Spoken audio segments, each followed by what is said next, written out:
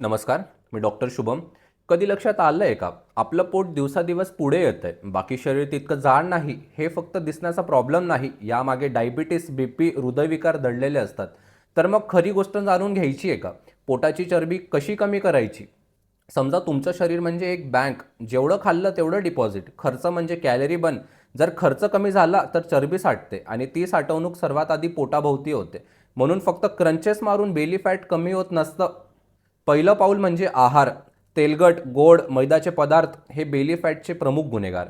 फक्त 2 चमचे तेल कमी करा. साखर 50% घटवा. महिन्याला 1 ते 1.5 किलो वजन आपोआप कमी होतं आणि पोटावर फरक दिसू लागतो. पण खाणं कमी करूनही काही लोकांचं पोट काही जात नाही. कारण फक्त खाणं नाही, हलणं पण महत्त्वाचं. स्पॉट रिडक्शन म्हणजे पोटावरचं फॅट फक्त एक्सरसाइज करून कमी होत नसतं. खरं रहस्य म्हणजे कॉम्बिनेशन. रोज 30 मिनिटं वॉक करा. आठवड्यातून 3 वेळा स्ट्रेंथ ट्रेनिंग. त्यामुळे मेटाबॉलिक रेट वाढतो आणि बेली फॅट कमी करायला मदत होते.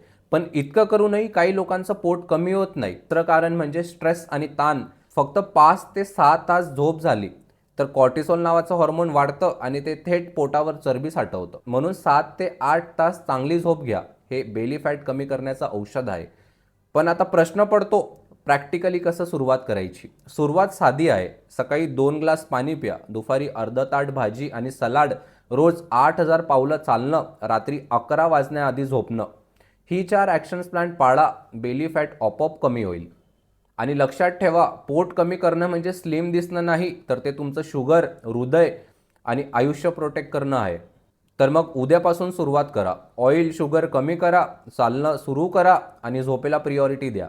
2 ते 3 महिन्यात आरसा तुमचं उत्तर देईल आणि डॉक्टरांची गरज पडणार नाही.